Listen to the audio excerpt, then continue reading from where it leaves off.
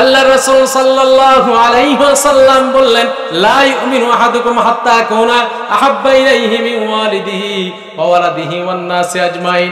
বিশ্বনবী বললেন, যতক্ষণ পর্যন্ত তোমার মা বাবা, তোমার সন্তান সন্ততি, স্ত্রী পুত্র, এমনকি তোমার রাষ্ট্রের প্রেসিডেন্ট সকলের থেকেও আমি রাসূলকে বেশি ভালো না বাসতে পারবে, ততক্ষণ পর্যন্ত কিন্তু তুমি মুমিন হতে পারবে।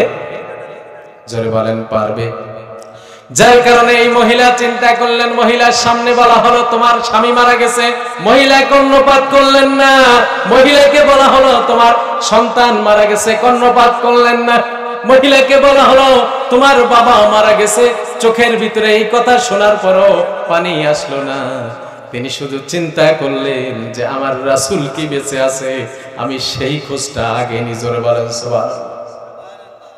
বিশ্বনবীর খোঁজে তিনি বের হলেন। এমন সময় লোকজনকে লক্ষ্য করে বলছেন, আমার স্বামীর কথা আমি শুনতে চাই না, আমার সন্তানের কথা আমি শুনতে চাই না, আমার ছেলের কথা, আমার বাবার কথা শুনতে চাই না। তোমরা একবার বলো আমার আখেরি পয়গম্বর বিশ্বনবী কেমন আছে? আমার রাসূল আমি শুনেছি শহীদ হয়ে গেছেন, আমি অস্থির হয়ে পড়লাম, আমার রাসূল বেঁচে আছে কিনা সেই নিউজটা আমাকে আগে দাও। এই কথা